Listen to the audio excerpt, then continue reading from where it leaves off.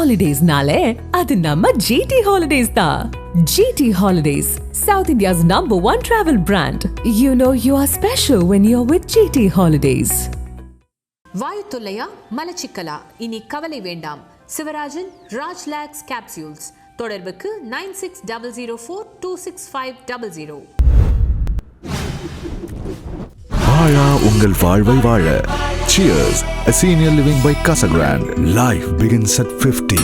Chanakya international academy உங்களுக்குள் இருக்கும் தலைவரை வெளிக்கொண்டு வரும் பியூர் பாலிடிக்ஸ் பயிற்சி பட்டறை. நேரடி மற்றும் இணைய வழி. கான்டாக்ட் 7338824242. டிவிகே வெர்சஸ் டிஎம்கே அப்படிங்கிற நேரேட்டிவ் ஃபஸ்ட்டு விஜய் தான் எடுத்து வைக்கிறாரு. இப்போ ஸ்ட்ராங்காக சொல்கிறாரு, அதுக்கும் திமுக கரெக்டாக ரியாக்ட் பண்ணுறாங்க. அடுத்து இன்னும் ஸ்ட்ராங்காக போய் திமுக தீய சக்திங்கிறாரு. அவர் மட்டும் சொல்லலை, பிஜேபி சொல்கிறாங்க, ஏடிஎம்கே சொல்கிறாங்க. இன்ஃபேக்ட் என்ன தான் அது வந்து அம்மா அவர்கள் சொல்லியிருக்கிறதாங்க, எம்ஜிஆர் அவர்கள் சொல்லியிருக்கக்கூடிய விஷயம் அப்போ அப்படின்னா கூட இப்போ மறுபடியும் அது ஒரு டாக் ஆஃப் த டவுன் மாதிரி அதை சொல்ல கொண்டு போய் பரபரப்பாக ஆக்குனது அப்படிங்கிறது திரு விஜய் அவர்கள். அப்படி அவர் கரெக்டாக எடுத்து வைக்கக்கூடிய ஒவ்வொரு அடியும் அவர் நினச்ச மாதிரியே நடந்துக்கிட்டே இருக்குது தானே சார்? அவர் நினச்ச மாதிரி நடந்துகிட்டு இருக்கா இல்லையாங்கிறத வந்து ரிசல்ட் தான் சொல்ல முடியும். ஆனால் அவர் வந்து காப்பி பண்ணுறாருங்கிற மட்டும் தான் நான் சொல்ல முடியும். அவர் வந்து தீய சக்தி அப்படிங்கிறதுக்கு வேறு ஒரு நாங்கள் தான் தூய சக்தி, அவங்க தீய சக்தின்றார்.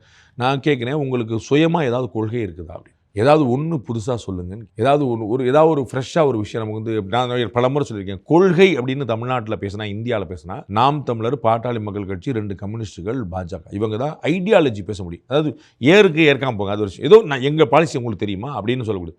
மற்ற எல்லாமே ஒரே பாலிசி தான், அதில் வந்து ஒன்றும் குழப்பமே. அதே தான் திரு விஜய். அப்படியே திமுக எல்லாத்தையும் கொள்கை அப்படிங்கிறத தாண்டி மக்கள்கிட்ட போய் சேரணும், நம்ம வெற்றி அடையணும், நம்ம ரீச் பண்ணணும், நம்ம நல்லது செய்யணுங்கிற ஒரு எண்ணத்தினால இருக்கக்கூடிய அந்த டூல் வேர்டு கூட நீங்கள் ஆட்டையை போடுவீங்களான்னு நான் கேட்குறேன். நடந்துட்டு அந்த டூல் வேர்டு கூட நீங்கள் இப்போ திராவிட மாடல் ஆட்சின்னு ஒரு வார்த்தையை வந்து பயன்படுத்தினாங்க. ஒன்றிய அரசுன்னு ஒரு வார்த்தை, இது யார் பயன்படுத்தணும் சொல்லுங்கள்? ஒன்றிய அரசுங்கிற முதல்ல யார் பயன்படுத்தினது? திமுக. சரிங்களா? அது நீங்கள் அப்படியே காப்பி அடிக்கிறீங்க. நீங்கள் குன்றிய அரசுன்னு சொல்லுங்கள், நன்றி கெட்ட அரசுன்னு சொல்லுங்கள், மத்திய அரசுன்னு சொல்லுங்கள், ஒன்றுமில்லாத அரசுன்னு சொல்லுங்கள், பாஜக அரசுன்னு சொல்லுங்கள், பாயாச அரசு, ஏதாவது ஒன்று சொல்லலாம்ல. நீங்களும் ஒன்றிய அரசுன்னு சொல்கிறீங்க. அதில் வித்தியாசம் வச்சுருக்கீங்களா? திராவிட மாடல் அரசுன்னு அவங்க வச்சுருக்காங்க, நீங்கள் அப்படியே வச்சுருக்கீங்க. உங்களுக்கு திராவிட தவிர வேறு என்ன இருக்குது உங்களுக்கு? அப்போ நீங்கள் எல்லா தீய சக்தின்னு ஏடிஎம்கே சொல்லிச்சு. இப்போ புரட்சியில் தான் முதல்ல சொன்னார். அது அப்படியே வந்து நீங்களும் தீய சக்தி. நீங்கள் ஏதாவது புதுசாக வச்சுருக்கீங்களான்னு கேட்குறேன். எனிதிங் ஃப்ரெஷ், ஏதோ ஒன்று புதுசாக சொல்லுங்களேன்ற. எல்லா சமுதாயத்துலேருந்து ஒரு தலைவர் வச்சுட்டு எங்கள் கொள்கை தலைவர் வச்சுட்டீங்க. அதில் ஜாதிக்கு ஒரு தலைவரா, நீதிக்கு ஒரு தலைவரான்னு நீங்கள் சொல்லணும். அப்போ வந்து நீங்கள் என்ன புதுசாக வச்சுருக்கீங்கன்னு எனக்கு தெரியல. அந்த யானை 2 வச்சுருக்கீங்க உள்ள, அந்த 2 யானையும் ஆப்பிரிக்க யானை மாதிரி இருக்குது, எனக்கு இந்தியன் யானை மாதிரி தெரியல. நீங்கள் எடுத்து பாருங்கள், நீங்கள் ஒப்பிட்டு பாருங்கள். நான் வந்து முதல்ல பார்த்து இப்போ யானையை மாற்றிட்டாங்கன்னு தெரியல. நான் முதல்ல அந்த லான்ச் ஆனபோது யானையை பார்த்தேன். அப்படி அது வந்து அந்த ஃபுல் ஜிஎஃப்எக்ஸ்லேயே வந்து ஆப்பிரிக்கன் யானை, அது இந்தியன் யானை கூட கிடையாது. அது எங்கே ரெடி ரகசியமாக பண்ணுங்கிறக்க ஆப்பிரிக்காலே பண்ணாங்களான்னு எனக்கு தெரியாது. நான் என்ன கேட்குறேன்னா, விஜய் வெற்றி பெறுவாரா இல்லையாங்கிறத நான் தனியாக என்ன புதுசாக இருக்குன்னு நான் கேட்குறேன். நீங்கள் சொல்லுங்கள், நான் தெரிஞ்சுக்கிறேன். நான் ஏதாவது உள்நோக்கத்தில் வைத்தறிச்சல் கூட நான் சொல்லலாம், எனக்கு ஏதோ தப்பான நோக்கம் கூட இருக்கலாம், நான் வந்து திருத்திக்க தயாராக இருக்கேன். புதுசாக என்ன சொல்லுங்கள். தீய சக்திங்கிறது அங்கே தான் எடுத்துகிட்டு வரீங்க. நீங்கள் வேற ஒன்று சொல்லுங்கள், நாச சக்தின்னு சொல்லுங்கள். உங்களுக்கு புரியுங்களா? நீ ஏதோ திமுக திட்டணும்ல, திட்டுறதுக்கு வார்த்தையா இல்லை தமிழில். அதை கூட எம்ஜிஆர் சொன்னார், மக்களிடம் செல் என்று அண்ணா சொன்னார். சரிங்க, அண்ணா சொல்லிட்டு போகிறேன், நீங்கள் என்ன சொல்ல போகிறீங்க? நான் புதுசாக சொல்லலை, ஆல்ரெடி சொல்லியிருக்கிறாங்க பாருங்க. இன்னும் அதை உங்ககிட்ட சரியாக கொண்டு போய் சேர்க்குறேங்கிறதுக்காக எடுத்துருக்காங்க. ஏடிஎம்கே இருக்குது, எங்கள்கிட்ட டிஎம்கே இருக்குது. நான் அவங்க எதுவும் பயன்படுத்தலை. இவர் சொன்னதுக்கப்புறம் தான் திரும்ப அவங்க சொல்ல ஆரம்பிச்சிருக்காங்க இல்லையா? நீங்கள் என்ன சொல்லுங்கள். அதாவது வீழ்வது நாமாக இருப்பினும் வாழ்வது தமிழாக இருக்கட்டும்னு திமுக தலைவர் அமரர் கலைஞருடைய வாசம். அதை அவங்க பயன்படுத்திட்டாங்க. ஒரு காலத்தை விட்டாங்க பொசுக்குன்னு. விஜயகாந்த் ஒரு கட்சி ஆரம்பிச்சோன்னா நம்ப மாட்டீங்க, நீங்கள் பழசு வரலாறு கிளறி பாருங்கள். விஜயகாந்த் ஒரு கட்சி பார்த்தோன்னே அவர் கீழே வந்து வீழ்வது நாமாக இருக்கட்டும், வாழ்வது தமிழாக இருக்கட்டும் போட்டார். படக்குன்னு கலைஞர் வந்து முரசொலியில் கீழே வந்து ரெகுலராக போட ஆரம்பிச்சார். அப்புறம் விஜயகாந்த் விட்டார். இவ்வளோதான் பாயிண்ட். நான் வந்து ஒரு நாள் ஒரு ஸ்லோகன் சொல்லுவேன், அதை மாதிரி 100 சொல்லுவேன், கட்டுமரமாக இருப்பேன் அப்படின்னு சொல்லி கலைஞர் 100 சொல்லுவார். ஒவ்வொருத்தரும் ஒரு ஸ்லோகன் சொல்லுவாங்க. நீங்கள் புதுசாக ஒரு ஸ்லோகன், உங்களுக்கு தான் எவ்வளோ வசனகர்த்தாக்கள் இருக்காங்க, எவ்வளோ டேரக்டர் இருக்காங்க. ஒன்று இப்போ நல்ல டைலாக் ஒன்று சொல்லுப்பான்னு சொல்ல வேண்டியதானே? அந்த டைலாக் கூட பழைய டைலாக் தான், லியாகத்தலிக்கான டைலாக் தான் நான் சொல்லுவேன்னு சொல்லி சொன்னால் அதுக்கு விஜயகாந்த் சொல்லிட்டார்ல அவர். அப்போ உங்களுக்கு ஒரு லியாகத்தலிக்கான வச்சுக்கோங்க. இவ்வளோதான் பாயிண்ட். நீங்கள் புதுசாக ஒன்றுமே சொல்லலையேன்ற திரும்ப சொல்கிறேன். அவர் ஜெயிப்பாரா இல்லையாங்கிற கேள்விக்கு நான் பதில் சொல்லலை. இப்போ காங்கிரஸை பொறுத்த வரைக்கும் அவங்களுக்கு பல இடங்களில் தோல்வியாக இருந்தால் கூட டிஎம்கேவோட ஸ்டில் அவங்க வந்து சீட்ஸ் நெகோஷியேட் பண்ணக்கூடிய அளவுக்கான நிலைமையில் அவங்க இருக்காங்களா இப்போ? ஏன்னா முன்னாடி வந்து டிஎம்கேவோட தான் அலைன்ஸில் இருக்கணுங்கிற ஒரு நிர்பந்தத்தில் இருந்தது. இப்போ 3வது அவங்களுக்கு ஒரு ஆப்ஷன் கிடச்சிருக்கு, டிவிகேங்கிற ஒரு ஆப்ஷன் கிடச்சிருக்கு. அப்படிங்கும்போது இன்னும் அவங்களுக்கு அந்த ஒரு ஸ்டேட்டஸ் இருக்கா? ரொம்ப ரீசன்ட் டெவலப்மெண்ட்டை பார்க்கும்போது அப்படிலாம் எதுவும் போகாது போல தெரியுது. சகோதரர் விஜய் அவர்கள் வந்து அணியாக இருக்க மாட்டார், தனியாக தான் இருப்பார் போல தெரியுது. அல்லது தனின்னா அணியாக இருந்தால் கூட ஒரு பெரிய ஒரு அணியாக இல்லாமல் இந்த மாதிரி நான் சொன்ன மாதிரி திரு ஓபிஎஸ், திரு டிடிவி இந்த மாதிரி யாராவது கூட இருந்தால் தான் உண்டு போல தெரியுது. காங்கிரஸ் வரும் அப்படிங்கிறதுல கொஞ்சம் குழப்பம் நிலவுது. அது வந்துருச்சுன்னா கேம், அதில் ஒன்றும் குழப்பமே இல்லை. பட் என்னால் வந்து அது சரியாக கணிக்க முடியல. எனக்கான தகவல் வந்து நான் ஏற்கனவே சொன்னதாங்கனால சொல்ல, அது வந்து திமுக கூட்டணியிலேயே காங்கிரஸ் தொடருங்கிறதுக்கு எந்த உத்தரவாதம் இல்லை, தே ஆர் எக்ஸ்ப்ளோரிங்னாங்க. பட் நடக்கிற பார்த்தா நீங்கள் சொன்னது போல் இந்தியாவிலேயே கொஞ்சமாவது மிச்சம் இருக்கக்கூடிய ஒரு கூட்டணி, இந்திய கூட்டணியில் ஒரு கொஞ்சமாக மிச்சம் இருக்குன்னா அது வந்து தமிழ்நாட்டில் மட்டும்தான். அதனால் வந்து காங்கிரஸ் வந்து அவ்வளோ பெரிய ரிஸ்க் எடுக்குமான்னு எனக்கு தெரியல. ஸோ திரு விஜய் அவர்கள் வந்து ஒரு சின்ன அணி, மக்கள் நல கூட்டணி மாதிரி ஏதாவது ஒரு அணி அமைக்கலாம், அது தனியாக தான் நிற்பாரே தவிர, இல்லாட்டி ஏடிஎம்கே பிஜே கூட செய்யலாமே தவிர, அவர் வந்து திமுகக்கு எதிராக ஒரு 3வது வலுவான அணி அமைப்பார்னு எனக்கு இன்னைக்கு தோணல, நாளைக்கு இருந்தால் நான் மாற்றிக்கிறேன். ஏன்னா இன்றைக்கி தினமலரில் வந்து 50 சீட்டு காங்கிரஸ்க்கு கொடுக்குறதா டிவிகே அவர்கள் சொல்லியிருக்கிறாங்கன்னு இன்றைக்கி ஒரு ரைட்டப் இருந்தது. ஸோ அதனால் வந்து அதை எக்ஸ்ப்ளோர் பண்ணுறதுக்கான பாசிபிலிட்டிஸ் இருக்கான்னு பார்க்குறாங்க. இல்லை, இப்போ தினமலருடைய செய்திக்கு தினமலர் தான் பொறுப்பெடுக்கணும், அவங்களுடைய சோர்ஸ் அவங்க தான் சொல்லணும். என்ன சொல்லணும், நான் ஏற்கனவே சொன்னேன், எனக்கு நல்ல ஃபர்ஸ்ட் ஹேண்ட் இன்ஃபர்மேஷன் உண்டு. அந்த ஐவர் குழு காங்கிரஸ்லேருந்து கூட்டணிக்காக பேசுவதற்காக போட்டப்பட்ட பிறகு திரு ப. சிதம்பரம் அவர்கள் நல்ல வேளை முற்றுப்புள்ளி வைக்கப்பட்டதுன்னு சொன்னார். அப்புறம் நான் விசாரித்த போது அப்பயும் சொல்லப்பட்டது வந்து இல்லை, முற்றுப்புள்ளி வைக்கப்படலை அப்படிங்கிறதான் எனக்கு சொல்லப்படுது. நம்ம வந்து அது வந்து வி ஆர் ஸ்டில் எக்ஸ்ப்ளோரிங் அப்படிங்கிறது தான் எனக்கு தெரிஞ்சது. அதனால் வந்து அவர்கள் விஜயோடைய கூட்டணியை எக்ஸ்ப்ளோர் பண்ணுவாங்கன்னு நான் நம்புகிறேன். ஆனால் கூட்டணி அமைப்பாங்களா அப்படின்னு எனக்கு சொல்கிற கொஞ்சம் தயக்கமாக இருக்குது. ஏன்னா அதிகமான ஒரு சீட் கொடுக்குறாரு விஜய் அப்படிங்கக்கூடிய பட்சத்தில் எனக்கு இன்னொரு கேள்வி இருக்கு. 50 இல்லைங்க, 80 வாங்கிக்கங்க, எவ்வளோ வருவோம்? அதுதான் இப்போ நானும் கேட்க வந்தேன். அதாவது இப்போ 2006ன்னு நினைக்கிறேன், 63 சீட்டு வந்து திமுக வந்து காங்கிரஸ் கொடுத்துச்சு, 5 சீட்டு. ஸோ நீங்கள் திமுக, நானும் சொல்கிறேன், காங்கிரஸ் கட்சி அவ்வளோ கெப்பாசிட்டி உள்ள கட்சி, 50 சீட்டு 80 சீட், நீங்கள் 234 போட்டிடுங்களேன். எதுக்கு நீங்கள் விஜய் கூட போய் சேர்ந்துக்கிட்டு இருக்கீங்க? தனியாக போட்டு 234 போட்டிடுங்களேன். இப்போ என்ன கிடைச்சு, 2014 காங்கிரஸ் கட்சி 40 மக்களவை தொகுதியில் தனியாக நின்றுச்சு. எனக்கு தெரிஞ்சு சிவகங்கையில் மட்டும்தான் டெபாசிட்டே வாங்கிச்சு, வேறு எங்கேயும் டெபாசிட் கூட வாங்கலை மக்களவை தொகுதியில். அப்போ என்ன செய்ய போகிறீங்க? அப்போ நீங்கள் நிற்கணுங்க, யார் தடுக்கிறா உங்களுக்கு? ஸோ 50 கொடுக்குறாங்க, 80 கொடுக்குறாங்க, எவ்வளோ கேட்டாலும் கொடுப்பாங்க. ஏன்னா அவர் எவ்வளோக்கு போட்டி இருக்குது, 234 கேண்டிடேட் விஜய் தேடணும்ல.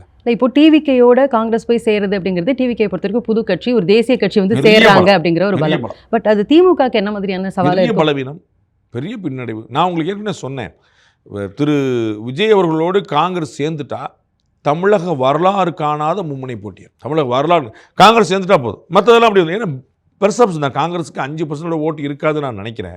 ஆனால் ப்ரூஃப் பண்ண முடியாது. ஏன்னா தனியாக அவங்க போட்டிடுவாங்க. அவங்க போட்டிட்டது வந்து 2014 தான், 12 வருஷம் ஆகிப்போச்சு. 2014 அவர்கள் பெற்றது 5%, தனியாக போட்டிட்டு மக்களவை தேர்தல் போட்டாங்க, 5% வாங்கினாங்க. ஸோ இப்போ வந்து அவ்வளவு இருக்காது, இன்னும் கம்மியாக தான் போயிருக்குன்னு நினைக்கிறேன். பட் நம்ம சொல்ல முடியாது, தனியாக போட்டிடலைங்கனால. அதனால் இவங்க வந்தோடனே விஜய் வந்து அதிரி புதிரியாக முதலமைச்சர் ஆயிடுவார்னு சொல்ல முடியாது. ஆனால் ஒரு வலுவான மும்முனை போட்டியாக இருக்கும். பெர்செப்ஷன் கேமில் பெருசாக இருந்துச்சு. நம்ம பார்த்தோம்ல, செங்கோட்டையன் அங்கே போனோம்னா செங்கோட்டையனே அங்கே போயிட்டார் அப்படின்னு நம்ம சொல்லலாம். அப்போ செங்கோட்டையன் போனோடனே களியக்காவலையிலையும் கன்னியாகுமரிலையும் வந்து தாவேக்கா ஜெயிச்சிட போகிறதில்ல. ஆனால் செங்கோட்டையன் போனாருங்கிற பெர்செப்ஷன் பில்டிங்கில் தாவேக்கா முன்னேறி அதில் கணக்கில் காங்கிரஸ் வந்துச்சுன்னா பார்த்தீங்களா அப்படின்னு இருக்கும். நான் ஏற்கனவே பலமுறை சொன்னேன், திமுக கூட்டணி உடையாமல் யாருக்கும் வெற்றி இல்லை. அப்போ திமுக கூட்டணி உடைஞ்சிருச்சுன்னா என்னால் நடக்கலாங்கிற கேம் வரும். அப்போ தமிழகம் காணாத ஒரு மும்முனை போட்டி நடக்கும். அது வந்து தாவேக்கா, அதிமுக, திமுகன்னு யாருக்குனாலும் சாதகமாக இருக்கலாம். நீங்கள் சொன்ன மாதிரி இப்போது பரம்பரை திமுக காரங்கன்னு இருப்பாங்க, பரம்பரை அதிமுக காரங்க இருப்பாங்க. அவங்க ஸ்ட்ராங்காக அவங்களுடைய ஓட்டை இந்த கட்சிக்கு போடணும் அப்படிங்கிறது தெரியும். பட் அந்த இன்பிட்வீன் இருக்கக்கூடியவர்களுடைய எண்ணிக்கை கொஞ்சம் ஜாஸ்தி தானே இல்லையா? அப்போ அதை வந்து இந்த பெர்செப்ஷன் மாற்றுறதுக்கான வாய்ப்பு நிறைய இருக்குல்ல. அதாவது நம்பர் கணக்கில் பார்த்தீங்கன்னா இந்த இன்பிட்வீன் இருக்கிறனுடைய எண்ணிக்கை கம்மி. நம்ம வந்து நார்மலாக வந்து தமிழ்நாட்டில் ஒரு 70% போல் ஆகும். இப்போ நம்ம ஒரு 97 லட்சம், அதாவது 1 கோடி பேர் காணாமல் போனதுக்கப்புறம் நமக்கு வந்து 80% நெருக்கி போலாகக்கூடிய வாய்ப்பு உண்டு. உங்களுக்கு புரியுங்களா? 80% போலாகும். அப்போ போல் ஆகாதே 20% தான். போல் ஆனாலுமே 25% 2 கட்சியிலுமே மினிமமாக வச்சுருப்பாங்க. நார்மலாகவே வந்து பார்த்திங்கன்னா ஒரு 4-5 முன்ன பண்ண வச்சுருக்கும். ஸோ வந்து அதை தாண்டி வந்து முடிவெடுக்க முடியாமல் இருக்கிறவங்க அவ்வளோ அதிகம்னு நம்ம சொல்ல முடியாது. ஸோ மேஜர் சங்க் வந்து டிஎம்கே ஏடிஎம்கே எடுத்துருவாங்க. ப்ளஸ் அவங்க அலையன்ஸ் வந்து இன்னும் ஸ்ட்ராங்காக எடுத்துருவாங்க, 30-40 அப்படின்னு போய் நிற்கும். அதனால் வந்து முடிவெடுக்காமல் இருக்கிறவங்க அதிகங்கிற நிலைமை இப்போ இல்லை. போலிங்கே ஒரு 20% தான் ஆகாமல் இருக்க போகுது. போலிங் ஆனதுலேயும் ஒரு 20%க்குள்ளே ஸ்கேட்டர்டாக போகுது, ஆளாளுக்கு கொஞ்சம் பிரிஞ்சிருக்க போகுது. மேஜர் சங்கி இவங்க 2 பேரும் தான் எடுக்க போகிறாங்க. அதனால் அப்படி ஒன்றும் பார்க்கல. பட் விஜய் இல்லை, தமிழ்நாட்டில் ஒரு மாற்றம் வேணும் என்ற ஏக்கம் தமிழர்களுக்கு if I am not wrong 96லேருந்தே இருக்குது. 1996 திரு வைகோ அவர்கள் மதிமுக ஆரம்பித்த 95 ஆரம்பித்து 96 அவர் வந்து எலெக்ஷன் சந்தித்த காலத்திலேருந்து வைகோ, ராமதாஸ், மூப்பனார், விஜயகாந்த், இது மாதிரி பலர்கிட்ட எதிர்பார்த்து சீமான், விஜய் வரைக்கும் ஏதாவது ஒரு ஆல்டர்னேட் வராதுன்னு நினைக்கிறாங்க. அவங்க அங்கே அலைன்ஸ் வச்சுருக்காங்க. ஸோ அந்த எதிர்பார்த்தோடைய நீட்சி தானே தவிர இது ஒரு புதிய புரட்சி இல்லை. விஜய் வந்துட்டாருங்கிறல எப்படியாவது ஒரு ஆல்டர்னேட்டிவ் வரதா, டிஎம்கே வேலை ஒரு மாற்று தேட மாட்டோமான்னு ரொம்ப காலம் எங்கிட்டு இருந்தாங்க, ஒன்றும் வரல. இப்போ வந்திருக்குன்னு பார்க்குறாங்க. இது வந்து தாங்கன்னு கொஞ்சம் பேர் நினைக்கிறாங்க, அவ்வளோதான். பட் வந்து இந்த தேர்தலில் அவர் ஆல்டர்னேட்டிவ் ஆக முடியாது. ஏன்னா அப்போது நீங்கள் சொல்கிற காலகட்டத்தில் எல்லாம் இந்த பக்கம் கலைஞர் இருந்தாங்க, அந்த பக்கம் எம்ஜிஆர் அவர்கள் இருந்தாங்க, அம்மா அவர்கள் இருந்தாங்க. இந்த மாதிரி 2 ஸ்ட்ராங்கான லீடர்ஸ் இருந்தாங்க. அப்போ அந்த மாற்று அப்படிங்கிறவங்களுக்கு கொஞ்சம் கஷ்டமாகவே இருந்தது.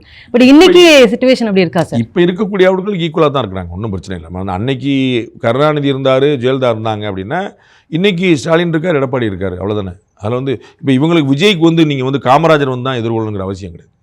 இவங்க தாராளம், அது வந்து எடப்பாடியும் ஸ்டாலினும் கேப்பபிள் ஆஃப் ஹேண்ட்லிங். டிவிகே பொறுத்த வரைக்கும் இப்போ வந்து அவங்க ஒருவேளை அதிகமாக நம்ம இப்போ இவங்க சொல்லியிருக்கபடி 50 சீட்டு காங்கிரஸ் கொடுக்குறாங்க அப்படிங்கும்போது அதை பார்த்து மற்ற கட்சிகள் வராங்கன்னு வச்சுக்கோங்களேன். அப்போ அவங்களுக்கும் இந்த மாதிரி சீட் ஷேரிங் கொடுத்தாங்க அப்படின்னா மொத்தத்தில் ஒருவேளை ஜெயிச்சாங்க அப்படிங்க வரும்போது அது தனிப்பெரும்பான்மையாக இருக்காது இல்லை சார் அவங்களுக்கு? ஜெயிக்கவே மாட்டாங்க, கொலைப்படாங்க. அதனால் வந்து அத்தைக்கு மீசம் முளைச்சா நம்ம சித்தப்பான் பேர் வைக்கிறதா பெரியப்பான் வைக்கிறதா அப்படின்னு நம்ம கலைப்போம். இல்லை காங்கிரஸ் அந்த பக்கம் போயிட்டா மும்முனை போட்டி அதிகம், வலுவான மும்முனை போட்டி ஏற்படும். என்ன நடக்கும்னு சொல்ல முடியாது. அதான் என்னுடைய ஹானஸ்டான பதில். இன்னைக்கு தேதிக்கு நான் சொல்கிறேன், அது திரு விஜய் தனியாக தான் போட்டிடுறாருன்னு வச்சுக்கோங்க. இன்னைக்கு தேதிக்கு தமிழ்நாட்டில் தொங்கு சட்டமன்றம் அமைப்பதற்கான வாய்ப்பு இருக்குது. அதாவது தனிப்பெரும்பான்மை யாருக்கும் கிடைக்காம போகிறது தான் வாய்ப்பு இருக்குது, 2006 தேர்தலை போல். அதுதான் இன்றைக்கி நிலைமைக்கு எனக்கு கண்ணில் தெரியுது. ஏன்னா திமுகக்கான அதிருப்தி இருக்கிறது. அதிமுக ஓவர்மிங் ரெஸ்பான்ஸுக்கு அலையன்ஸுக்கு போல் பிஜேபியோட சேர்ந்து டிவிக்கே மொமெண்டம் கிரியேட் பண்ணுறது. ஸோ 3மே அங்கங்கே இருக்கிறதுனால I don't C A comfortable majority ஒரு சிங்கிள் பார்ட்டிக்கு வரும்னு நான் நினைக்கல இன்னைக்கு தேதிக்கு. அதனால் திரு விஜய் அவர்கள் வந்தார்னா நல்ல வலுவான மும்முனை போட்டி ஏற்படும்னு சொல்கிறேன். அப்பயும் அதே தான். ஸோ நான் ஏற்கனவே விஜய் அணி அமைக்கலைனாலே மும்முனை தொங்கு சட்டமன்றம் தான் நினைக்கிறேன். அதனால் விஜய் ஒரு அணி அமைச்சா இன்னும் உத்தரவாதமாக கேரண்டி. இப்போ நான் என்னுடைய யூகம் வந்து இன்னும் உறுதிப்படும். நீங்கள் எல்லாருமே நம்ப. இப்போ நான் சொல்கிறேன், யாரோ ஒருத்தர் தனியாக ஜெயிக்க போகிறது இல்லைங்க, சேர்ந்து வந்தால் சொல்லுவேன். உங்களுக்கு வந்து அப்படியான ஆச்சரியமாக இருக்கும். விஜய் அவர்கள்ட்ட காங்கிரஸ் சேர்ந்துச்சுன்னா நீங்களும் ஆமாம் அன்னைக்கே பாண்டே சொன்னால் கரெக்டாக அப்படின்னு நம்புவீங்க. அப்படி தான். ஸோ வந்து இன்றைக்கி தேதிக்கு ஒரு தொங்கு சட்டமன்றம் அமைப்பதற்கான வாய்ப்பு தான் இருக்குது. எது சிங்கிள் லார்ஜஸ்ட் பார்ட்டியாக இருக்கும்னு தெரியாது. காங்கிரஸ் டிவிக்கு கூட போனால் அது வந்து ஒரு நல்ல ஒரு வலுவான மும்முனை போட்டி ஏற்படுத்தும். அப்போ கூட அவர் ஆட்சி அமைக்கிறதுக்கு போவார்னு சொல்ல முடியல. பட் ஒரு உண்மையான ட்ரைக்கான கான்டெஸ்ட்டில் என்னென்ன நடக்கலாம், அதான் ஹானஸ்டான பதில். ஒருவேளை அதிமுகவோட பிஜேபி வந்து கூட்டணியில் இல்லைன்னு வச்சுக்கோங்களேன், கண்டிப்பாக டிவிகே ஏடிஎம்கேக்கான அந்த பாசிபிலிட்டிஸ் டெஃபினெட்லி கொஞ்சம் ஹையாக தான் இருந்திருக்கும். ஏன்னா அவர் கொள்கை எதிரி பிஜேபி அப்படின்னு சொல்கிறதுனால அவர் சேரல அப்படின்னு. பட் அந்த மாதிரி ஏதாவது ஒரு பாசிபிலிட்டி இருக்குங்கிற தெரிஞ்சுக்கிட்டு தான் பிஜேபி ரொம்ப முன்னாடியே அவங்க வந்து அலையன்ஸ் வச்சுட்டாங்களா? இப்போது அந்த டோர்ஸ் க்ளோஸ் ஆகிடுச்சா சார்? பிஜேபி 2024 அதிமுகவுடைய கூட்டணி தொடர விரும்பியது. It was ADMK who cut that alliance. அது 2025 திரும்ப ஏடிஎம்கே தான் பிஜேபியோட சேர்ந்துச்சு. பிஜேபி ஏற்கனவே விரும்பிடுச்சு. நான் வந்து ரெடி அப்படின்னு உட்காந்துட்டே இருந்தாங்க. நான் ரெடி இல்லைன்னு புறக்கணிச்சுட்டு போனது ஏடிஎம்கே. பரவாயில்ல நான் ரெடின்னு திரும்ப வந்தது ஏடிஎம்கே. அது ஞாபகம். ஸோ பாஜக தயாராகவே இருந்தது, கோச்சிக்கிட்டு போயிட்டு திரும்ப வந்தது அதிமுக. அதுதான் பார்க்கணும். நான் கேள்விப்பட்டவரை, ஐ மே பி ராங், நான் கேள்விப்பட்டவரை விஜய் அவர்களுடைய கட்சியில் அவங்க சார்பாக பேசின ஃபீலர்கள் கொடுத்த டிமாண்டில் தான் நொந்து போய் இந்த மாதிரி எங்களை பாஜக கூட நடத்தினதில்லை, அவங்களாம் எங்களை தங்கமாக நடத்தியிருக்காங்க அப்படின்னு சொல்லிட்டு தான் பாஜகவே பரவாயில்லன்னு அந்த அலையன்ஸுக்கு போயிட்டாங்க. இப்போது டிவிகே பொறுத்த வரைக்கும் டிஎம்கே 2026 அதிமுக பாஜக கூட்டணி தொடரும். அது போயிருமா இருக்குமாங்கிற கேள்வியை நீங்கள் வச்சுக்க வேண்டாம். டிவிகே வந்து இப்போ டிஎம்கேவருடைய ஓட்டை, அதாவது மைனாரிட்டி ஓட்டுகள் வந்து இப்போ டிஎம்கேலேருந்து டிவிகேக்கு போகிறதுக்கான வாய்ப்பு இருக்குது அப்படின்னு ஒரு ஸ்பெகுலேஷன் சொல்கிறாங்களே, அது நடக்குமா? அப்படி இருக்கா? வேறு யார் சொன்னாங்கன்னு எனக்கு தெரியல, நான் நிறைய பார்க்கல. நான் அதை சொல்லியிருக்கிறேன். 50% ஆஃப் கிறிஸ்டியன்ஸ் ஓட் வந்து டிவிகேக்கு போகும் டிஎம்கேலேருந்து. 25% ஆஃப் முஸ்லீம்ஸ் ஓட் வந்து டிஎம்கேலேருந்து டிவிகே போகும் நம்புகிறேன். அது ரொம்ப ஸ்ட்ராங்காக நம்புகிறேன். உங்களுக்கு ஒரு உதாரணம் சொல்கிறதுக்காக நான் சொல்கிறேன், இப்படி வாய்ப்பு இருக்கா? இஸ்லாமியர்கள் ஓட்டும் கிறிஸ்தவர்கள் ஓட்டும் டிஎம்கேவுடைய ஓட் பேங்க் ஆச்சு. அண்டு இஸ்லாமியர்களும் கிறிஸ்தவர்களும் வாக்களிக்கக்கூடிய திமுக, காங்கிரஸ், விடுதலை சிறுத்தைகள், மதிமுக, 2 கம்யூனிஸ்ட்டு எல்லாமே ஒரே அணியில் இருக்காங்க. அப்போ அவங்க ஓட்டு எப்படி போகும் அப்படின்னு ஒரு கேள்வி நியாயமாக எழலாம். அதுக்கு ஒரே ஒரு விஷயம் வந்து அருமனையில் வந்து கிறிஸ்துமஸ் விழா நடக்கும், ரொம்ப ஃபேமஸாக நடக்கும். ஜெயலலிதாலேருந்து எல்லா பெருமக்களும் அங்கே கலந்துருக்கிறாங்க. அது ரொம்ப ஃபேமஸான விழா அங்கே கிறிஸ்துமஸ். அந்த அருமனையில் நடந்த விழாவில் திரு ஸ்டீபன் அப்படிங்கக்கூடிய ஒரு முக்கியமான பிரமுகர் வந்து அடுத்த ஆண்டு நாங்கள் திரு ஸ்டாலினை இந்த விழாவுக்கு அழைப்போம் எதிர்க்கட்சி தலைவராக அப்படின்ற. நீங்கள் எங்களுக்கு என்ன செஞ்சுருக்கீங்க? திரு எடப்பாடி பழனிசாமி எவ்வளவோ பரவாயில்ல, டிவிகே திரு விஜய் அவர்களை முதலமைச்சராக்குவதற்கு நாங்கள் பாடுபடுவோம் அப்படின்னு பகிரங்கமாக அறிவிக்கிறார். யாருங்க? அருமனையில் கிறிஸ்தவ பெருமக்கள் கிறிஸ்துமஸ் ஃபங்க்ஷனில். அதுதான் நான் சொல்லுவேன். அது நடந்தது கிறிஸ்துமஸ் அன்னைக்கு. நான் அதை ரொம்ப நாளாக சொல்லிட்டு இருக்கேன். சிறுபான்மை மக்கள் வாக்கு முதல் முறையாக எம்ஜிஆருக்கு பிறகு, எம்ஜிஆர் இருந்த வரைக்கும் அவர்கிட்ட தான் இருந்துச்சு, மைனாரிட்டி ஓட்ஸ் வந்து எம்ஜிஆர் தான் இருந்துச்சு. அவரை எல்லாருமே வந்து ஏற்றுக்கொண்டாங்க. எம்ஜிஆருக்கு பிறகு இந்த பாஜகவுடைய எழுச்சி, இந்த ஜெயலலிதா அவர்கள் வந்ததெல்லாம் வந்த பிறகு அவங்க வந்து அது திமுகவுக்கு மொத்தமாக போயிடுச்சு. அதற்கு பிறகு திமுக வந்து ஃபஸ்ட் டைமாக வெளியே போகுது. அது வந்து அதாவது ஃபுல்லாக இல்லை, பார்ஷியலி அது வந்து திரு விஜய்கிட்ட போகுது. அதனால் திமுக கூட்டணிக்கு பெரிய இடம். இப்போது ஏடிஎம்கே டிஎம்கே அப்படிங்கிறத தாண்டி இப்போது டிவிகேங்கிற ஒரு விஷயம் இருக்கிறதுனால மற்ற கட்சிகளுக்கு ஒரு கூட்டணிக்கான இன்னொரு ஆப்ஷன் கிடச்சிருச்சு, நெகோஷியேட் பண்ணுறதுக்கோ இல்லை நான் அங்கே போய் சேருவேன் அப்படின்னு சொல்கிறதுக்கோ. அப்போ ஏடிஎம்கேயோட சிச்சுவேஷன் எப்படி சார் இருக்குது? காலத்தில் எந்த அளவுக்கு அவங்க ஸ்ட்ராங்காக நான் இருக்காங்க? இப்போ சொன்ன கணக்கில் உங்களுக்கு தெரிஞ்சிருக்கும், ஹாப்பியாக இருக்குது ஏடிஎம்கே. சர்ப்ரைஸிங்க. நான் வந்து ஏடிஎம்கே இன்னமும் கடுமையாக உழைக்கணும்னு இன்னமும் நம்புகிறேன். இன்னமும் கடுமையான ஒரு பெரிய அலைன்ஸை வைக்கணும்னு நான் இன்னமும் நம்புகிறேன். எனக்கு ஒன்றும் குழப்பம் இல்லை. ஆனால் திமுகவுக்கு வந்து முதல்ல ஆன்டி எம்எஸ்சி இருக்குது. ரெண்டாவது திமுகவுடைய வாக்கு வங்கி, ஓட் பேங்க், எஃப்டி, ஃபிக்ஸட் டெபாசிட்டில் இருந்த மைனாரிட்டி ஓட்டு வெளியே போகுது. அதெல்லாம் திமுகவுக்கு ஒரு பெரிய சேலஞ்ச். ஏற்கனவே நீங்கள் பார்த்துருப்பீங்க, திரு அமித்ஷா, திரு எடப்பாடி பழனிசாமி ரெண்டு பேருமே சொன்னது, அதிமுக பாஜக அதாவது தேசிய ஜனநாயக கூட்டணியை பழைய 2024 ஓட்டு வங்கி கூட்டுனா மட்டும் உங்களுக்கு வந்து 41% வருது. அது 41 இல்லைன்னு வச்சுக்கோங்களேன், 36-37 கூட கேரண்டியாக வந்துடும். அந்த இடத்துக்கு தான் திமுகவுடைய ஓட்டு வங்கியும் கீழே போயிடும். ஸோ வந்து ரெண்டு பேரும் கிட்டத்தட்ட இணையாக இருப்பாங்க இப்போயே. அப்போ விஜய் அவர்கள் பிரிக்கும் போது அது வந்து அதிமுகவுக்கு அட்வான்டேஜ் ஆகிறதுக்கான வாய்ப்புகள் இருக்குது. அதனால் அதிமுகவோட நிலைமை ஹாப்பியாக தான் இருக்குது. பட் அவர்கள் அலட்சியமாக இருந்துடக்கூடாது. திரு நரேந்திர மோடி அவர்கள் 2024 சொன்னார், எப்படி நாம தான் ஆட்சி அமைக்க போகிறோம் திரும்ப, ஆனால் அப்படி அலட்சியமாக இருந்துடக்கூடாது, கடுமையாக உழைக்கணும்னாரு.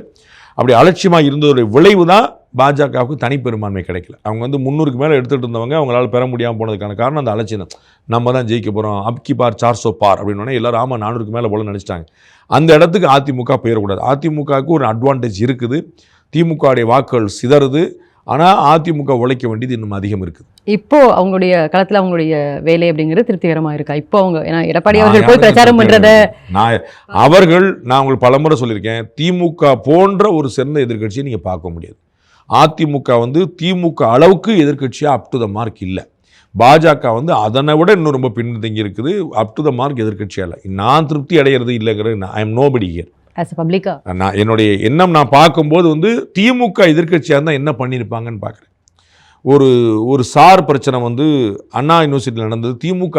அதிமுக ஆட்சியில் திமுக எதிர்க்கட்சியாக இருந்தால் என்ன பண்ணியிருப்பாங்க? நம்ம ஒரு அமைச்சர் வந்து ராஜினாமா பண்ணாத வரை விடமாட்டாங்க. கூட்டு பாலியல் வன்கொடுமை, இது மாதிரி பல பிரச்சனைகளில் வந்து திமுக வேற மாதிரி பண்ணியிருக்கும். அதிமுக பாஜக அந்த மாதிரி பண்ணலன்னு நான் ரொம்ப தினமாக நம்புகிறேன். இப்போ டிவிகே பொறுத்த வரைக்கும் அடுத்த மூவ் விஜயோடது என்னவா இருக்கலாம்? ஏன்னா ஸ்டெப் பை ஸ்டெப் ஒரு விஷயம் பண்ணிட்டு இருக்கிறாரு, இன்னும் மக்களை சந்திக்க போறாரு. இப்போ இதுக்கப்புறம் ஒரு பெரிய முடிவு அப்படிங்கிறது அவர்கிட்ட இருந்து எக்ஸ்பெக்ட் பண்ணுறது என்னவா இருக்கும் சார்? அதிமுக பாஜக உடன் சேர்றது தான் அவர் செய்ய வேண்டிய சரியான முடிவாக இருக்கும். அவர் என்ன செய்ய போகிறாருன்னு எனக்கு தெரியாது. ஏன்னா அவருக்கு நிதர்சனம் தெரியும். நான் உங்களுக்கு ஏற்கனவே சொன்ன மாதிரி ஈரோட்டில் நடந்தது வந்து ஈரோட்டு கூட்டம் இல்லை, ஈரோட்டில் கூட்டம் அப்படின்னு அவர் தெரியும். அவர் வந்து 1 லட்சம் பேர் மேலே பிளான் பண்ணோம், 45,000 பேர் தான் வந்தாங்க. அது ஈரோட்டில் மட்டும் இல்லை, தமிழ்நாட்டில் பல பகுதியிலேருந்து வந்தாங்க. கிட்டத்தட்ட 10-12 மாவட்டத்தில் அவருக்கு தெரியும், எனக்கு கேரண்டி. ஏன்னா எங்கே செங்கோட்டையன் அவர்கள் ஆர்கனைஸ் பண்ணார், செங்கோட்டையன் எத்தனை மாவட்டத்தில் கூட்டு பேசினார், எத்தனை மாவட்டத்தில் என்னென்னலாம் வாக்குறுதி கொடுத்து, நான் எவ்வளோ பேர் கூட்டுறேன் அவ்வளோ வாக்கு கொடுத்தாருன்னா எனக்கே தெரிஞ்சிருக்கும் போது திரு விஜய்க்கு கேரண்டியாக தெரியும். அப்போ இவ்வளோ பேர் சேர்ந்து பிளான் பண்ணியே பாதி தான் வருதுங்கும் போது ஓட்டு எவ்வளோ வாங்க முடியும்னு தெரியும். அவருக்கு வந்து சராசரியாக இன்றைக்கு தேதிக்கு ஒரு தொகுதியில் 1 லட்சம் ஓட்டாவது வாங்கினா தான் ஜெயிக்க முடியும். அது வந்து ஒரு தொகுதி 234 தொகுதிக்கு அவ்வளோ, அப்படின்னா கிட்டத்தட்ட 2-2.5 கோடி வாக்கு. அதை வாங்க முடியாதுன்னு திரு விஜய்க்கு தெரியும். அப்போ வந்து அவருக்கு உத்தரவாதமான வெற்றி, கௌரவமான ஒரு வெற்றி வேணும் அப்படின்னா அவர் வந்து அதிமுக பாஜகவுடன் சேருவதுதான் சரி. ஆனால் அவர் என்ன செய்கிறாங்க எனக்கு தெரியாது. அவரை பொறுத்த வரைக்கும் அவர் தான் தலைமை, அவர் தான் வந்து சீஃப் மினிஸ்டர் கேண்டிடேட் அப்படிங்கிறத அவர் சொல்கிறார். இப்போ நீங்கள் சொல்ல மாதிரி அதிமுகவில் சேரும்போது அந்த சீஃப் மினிஸ்டர் அப்படிங்கிறது ஆக முடியாது, அதில் பிரச்சனை வரும்ல. அப்போ அவரை நம்பி ஓட்டு போட்டவங்க, அவரை சிஎம்மாக நினச்சி ஓட்டு போட்டவங்களுக்கு அது சரியாக வராது இல்லையா? அவர் வந்து ஏடிஎம்கே கூட சேர்ந்தாருன்னா விரும்பாதவர்கள் கூட வாக்களிப்பாங்க. 2 பேருக்குமே. அது வந்து விஜய் வேண்டாம்னு நினைக்கிறவங்களும் வாக்களிப்பாங்க, ஏடிஎம்கே வேண்டாம்னு நினைக்கிறவங்களும் வாக்களிப்பாங்க. விஜய்க்காக ஏடிஎம்கே வேண்டாம்னு நினைக்கிறவங்க விஜய்க்காக வாக்களிப்பாங்க, விஜய் வேண்டாம்னு நினைக்கிறவங்க ஏடிஎம்கே வாக்களிப்பாங்க. 200-220 சீட் அடிப்பாங்க, சால்ட்டாக அடிப்பாங்க. முதலமைச்சர் கேண்டிடேட்டுங்கெல்லாம் ஒரு ப்ரொஜெக்ஷன். அதில் நம்ம வந்து அப்படிலாம் நம்ம வந்து ஒன்றும் பார்க்க முடியல. நிரந்தர முதலமைச்சர், நிரந்தர பொதுச்செயலாளர், மக்களின் முதல்வர், அதெல்லாம் கட்சிக்காக சொல்கிறது, தொண்டரை உற்சாகப்படுத்துகிறோம் அப்படிலாம் எல்லாமே சொன்னதெல்லாம் நம்ம மாதிரி பார்த்துருக்கோம். நம்ம வந்து எல்லா கட்சியுமே பார்த்துருக்கோம். எல்லா கட்சியிலும் உருவாக்குவது அவரவர் தலைவரை முதல்வராக்குவது தான். வைகோ என்றைக்கு முதலமைச்சர் ஆகுது, திருமா என்றைக்கு முதலமைச்சர் ஆகுது, ஒரு 2 கம்யூனிஸ்ட் கட்சியிலேருந்து என்றைக்கு முதலமைச்சர் வர்றது, அப்போ அவங்களாம் என்ன பண்ணுறாங்க? அது வந்து முதலமைச்சர் ஆக்கும்னு சொல்கிறது ஒரு ப்ரொஜெக்ஷன். அது வந்து உற்சாகப்படுத்த, ஊக்கப்படுத்த. அது உண்மைன்னு அவங்க யாரும் நம்ப மாட்டாங்க. திரு விஜய் நம்ப மாட்டார். Is very smart politician. 2026 அப்படி ஒரு வாய்ப்பே கிடையாது. அவருக்கு தெரியும். அவருக்கு நல் வாய்ப்பு 2 இருக்குது. அது பயன்படுத்துகிறாரா இல்லையாங்கிறது விதி. அவருக்கு வந்து துணை முதலமைச்சராகவோ எதிர்க்கட்சி தலைவராகவோ முதல் தேர்தலே அடையிறதுக்கான வாய்ப்பு இருக்குது. அதை அவர் பயன்படுத்துகிறாரா இல்லையாங்கிறது அப் டு ஹிம். உங்களுடைய நேரத்துக்கு ரொம்ப ரொம்ப நன்றி.